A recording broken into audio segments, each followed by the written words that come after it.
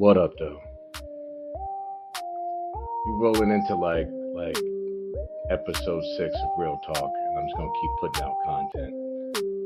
It might slow up, over the next couple of weeks because I'm gonna get the hell out of Hawaii for a couple of weeks and go home and visit. And if you know me, you know my life. My wife lives life at 100 miles an hour all day, every day. So when I get there, she's already told me that I have to live life at 100 miles an hour all day, every day. She's already told me that I'm going to have to extend my working hours. So I can't just get up at 8 in the morning and call it quits at 11 o'clock, and just go get in the pool and drink beer for the rest of the day. So I might be limited, or I may just record late at night, once she's fallen asleep, you know, and I don't have any, things on my work list left to do because it's too dark outside to be out in the yard. But today I want to talk about systems. I guess that's the best term I can use for it is systems, right? Things that exist that we kind of go through every day. And I don't know if people ever stop and examine the flaws in the system and how screwed up the actual system is, right? That we're stuck in. Right? I think we get so caught up in this one small thing that we don't pay attention to the fact that we're being screwed on another level, right? And the first thing I'm going to start off with, because it's in the news, it's kind of near and dear right now, is banks, right?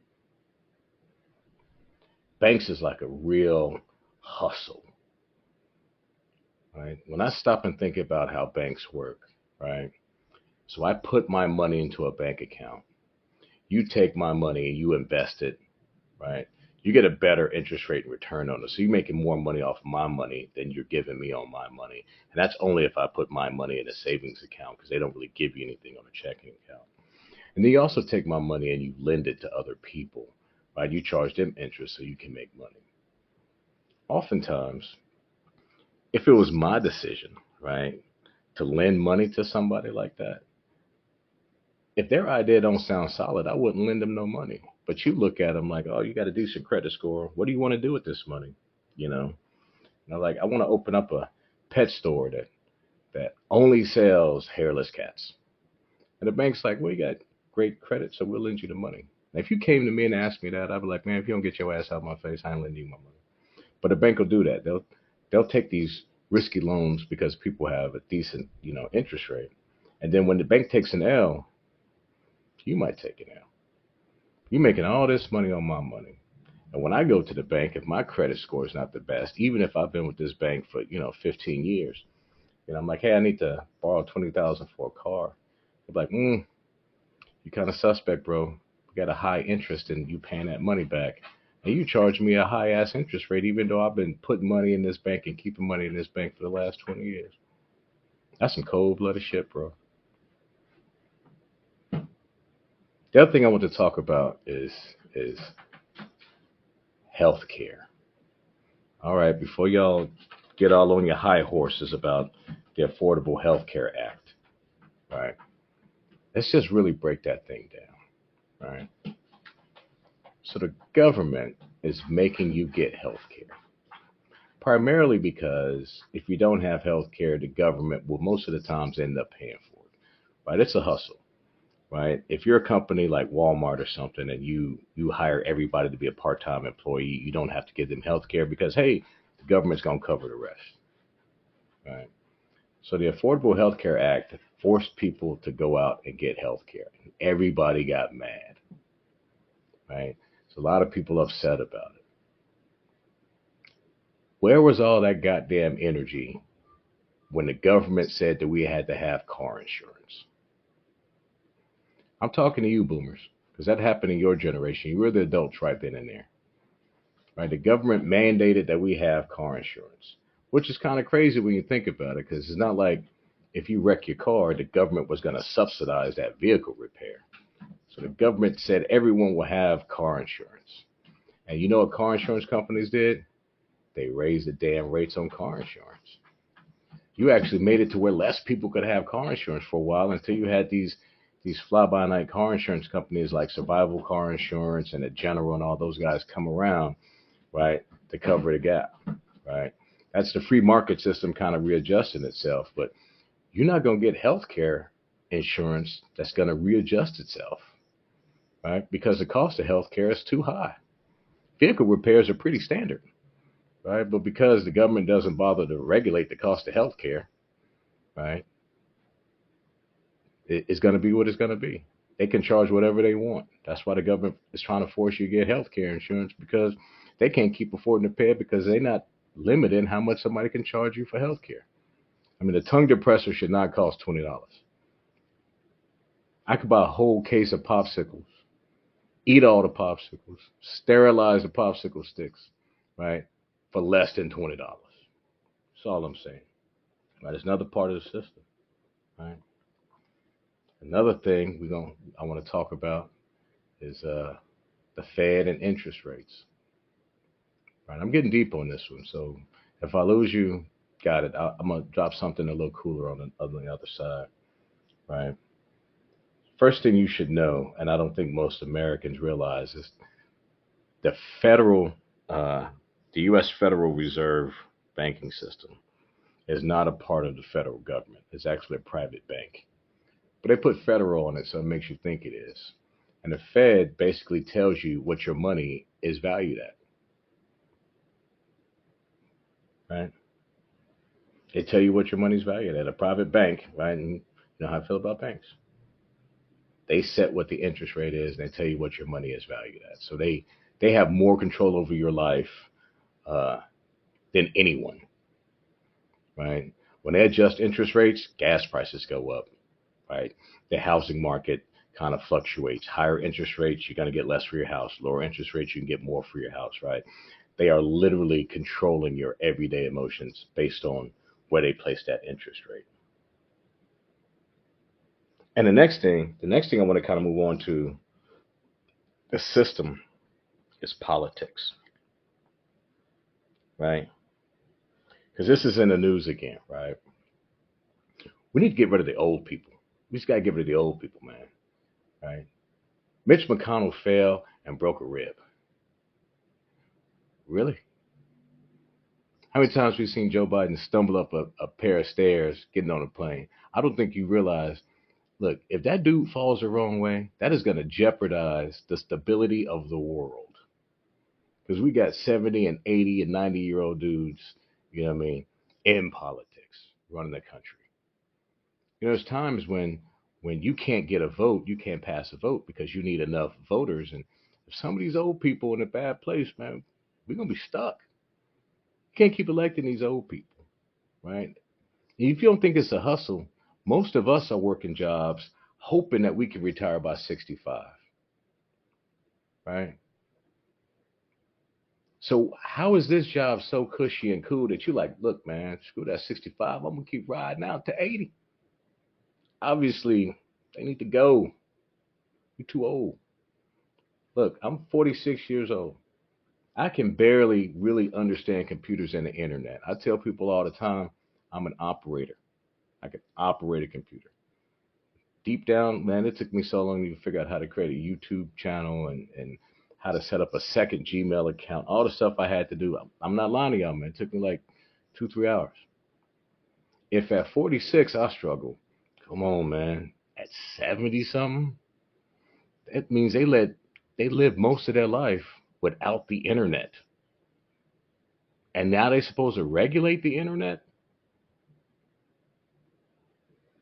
Look, most of us have relatives that are, at that age, and we've seen them kind of deteriorate a little bit mentally, right? I wouldn't let some 80-year-old uncle tell me how to spend my money because I don't think he's in tune enough with the real world to tell me how to spend my money because he's 80. Okay, he was alive during the civil rights era. Some of these people have been politicians since before I was born. That's the perspective, and we're letting it dictate how we run the country. I think it's suspect, man. You got to get new blood in there. You got to look at what the median age is in this country and be like, okay, that's about where we should be voting. Do we need some millennials? Yeah. We need some Gen Xers, yeah. I don't need too many boomers, man, because they're way too old. Okay, some of these people remember watching reels in movie theaters about World War II. Okay, they if you started your life and everything was in black and white, you probably shouldn't be a politician now. And the other side of it that's ugly is you have people who are like the children of politicians, right? Trying to be your representative. This child has never lived anywhere but DC. They don't even know what it's like to be a real everyday American. But we keep electing these people because they tell us these lies and they do stuff like put on jeans and cowboy boots and eat barbecue or eat a cheeseburger or drink a beer. You need to know that's all fake, right? That's not real. They're not like you and I, right? You need to look for representation amongst your peers. I'm just saying. These people are voting on health care and all this other stuff, but they've never actually had to get a doctor's bill, right? They've never had to worry about health care because they're multimillionaires, right? So they don't need health care. They get sick, they just pay for it. Space shot. Now, I'm going to tell you because we're talking about systems, right? And this is kind of going to be the lighter side of this real talk. Anytime I see a way where I can buck the system or hustle the system, man, I'm sorry, I'm going to do it. I'm not going to do it in such a way where it hurts the little man, because I'm the little man. I would never hurt my people, right? We people, we the little man, right? But when I see a way to get over on the big man, man, I take advantage of that shit. So I live in a condo complex, right? And here we have HOAs, right? Um, and the HOA tries to enforce these rules. So a couple months ago, I parked my car in visitor parking just because I was bringing in some groceries. I didn't feel like walking, you know, forever from the parking garage to my house to put them in. I was actually planning on leaving out later on that day, but I changed my plans, right? So I didn't. So they came and they put a note on my door, and it was like, "This is your first warning for parking in visitor parking." Right now, the way it works is your first warning is free. Your second warning is a $25 fine. Your third warning, I think, is $50, and it kind of goes up exponentially from there. So I was like, wow, I need to go move my car. So I get more involved in my HOA, and I'm sitting in a HOA meeting, and there's a complaint that people aren't paying their HOA fees, right? There are people who haven't paid their HOA fees for 10 years. So if you know me, you know where this is about to go. So I would park my car in visitor parking randomly, and they would put the note on my door, first warning. Two things I learned quickly. One, you're not tracking the warnings. You ain't keeping up with who you're giving the warning to, right? Two, you can't collect the HOA fees from somebody for 10 years. How the hell you gonna get $25 from me? You're a paper tiger. You're not even a paper tiger. At least the paper tiger has claws and can scratch me, maybe give me some paper cuts. But you're, you're useless. You're just straight useless. Right? They raised my HOA fees, you know, a few weeks ago. And I realized that sometimes when I turn off my shower, I don't turn the knobs right and my faucet leaks. And a part of my HOAs is my water bill. Shouldn't have raised my HOAs, man. I'm going to make you recoup that money through my water bill. It's just who I am. A man I met years ago taught me an important lesson about this whole HOA situation. Right? His name is Steve Capps. Right? Steve taught me this lesson of in leadership, never make a rule you can't enforce because it just discredits your authority. So stop making rules, HOA, because you're not going to enforce anything. You're just discrediting your authority. And the last story I'm going to leave you with is really, man, this is really some male shit, right?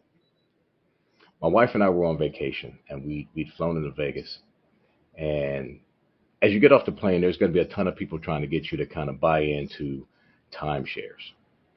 Um, Feel how you want about timeshares, right? Some of them are great, some of them are terrible. If it works in your favor, it works in your favor.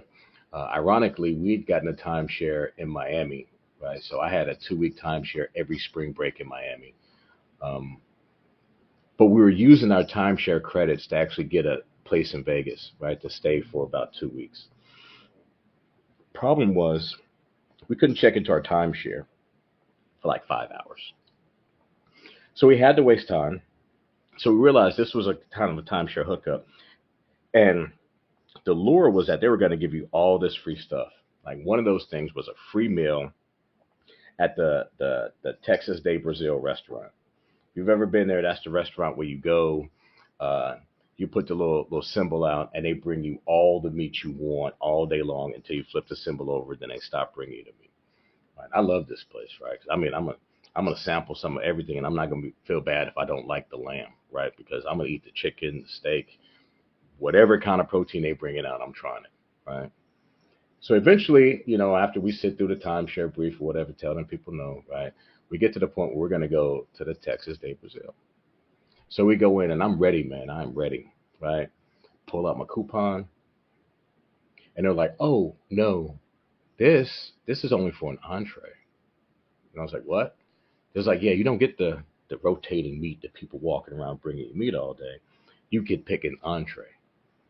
And I was like, "That's against the entire point of coming to this restaurant. That's the whole point in going there, right?" So I said, "How much does it cost me to upgrade, you know, to get the meats, baby?" It was like $15, and I was like, "Well, that's pretty decent, right?" Because I think normally when I've gone before, it's been like $30 or $40, right? So I said, "All right." I said, "Hey, I notice here that you have all you can drink beer from the tap. How much is that?" They said it's $15. Now, if you know me, you know where this is going. My wife looked at me. She knew where this was going. So I said, "I will have the all you can drink beer. What are the rules?" It was like, "You can have as many beers as you want for an hour." So when I do the math in my head, right, I kind of got shafted on this free meal coupon because it wasn't going to pay for the meal I wanted. So I had to pay the $15 for the upgrade, the $15 for the all you can drink beer. If you go to a bar, on average, you're going to spend about $5 a beer. So in my brain, I go, if I drink 6 beers, I've made my money back. So I get into it. I'm at like beer number 7. And don't worry, my wife doesn't. She wasn't drinking, right? She doesn't really drink that much, so we were straight on the ride. And I mean, I've been in the Navy a long time, right? Those 7 beers, I'm barely faded. I might even actually post a picture of me sitting in this restaurant when I was doing this, right? And I was like, man, I'm getting close to my end. It's got to be like 45 minutes in. So I called a waiter over. I'm like, hey, how much longer do I have on my 1 hour? And it was like, sir, I forgot to start the timer. The absolute joy in my eyes radiated like two supernovas.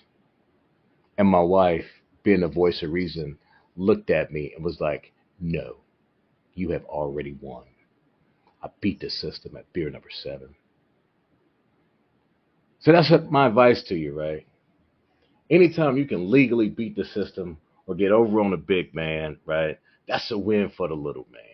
Right? We need to start winning for the little man because Lord knows, man, the big man get over on us all the time. So that's been my real talk number 6. I know it kind of deviated a little bit from where we've been going before, but just know we're just gonna keep it moving.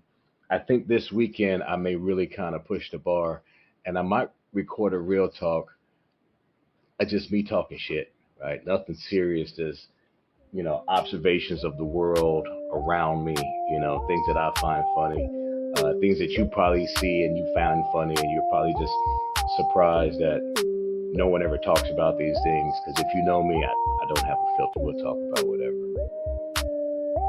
But until next time, like I always say when I sign off, I'm just saying. Fuck out of here. Holla at your boy.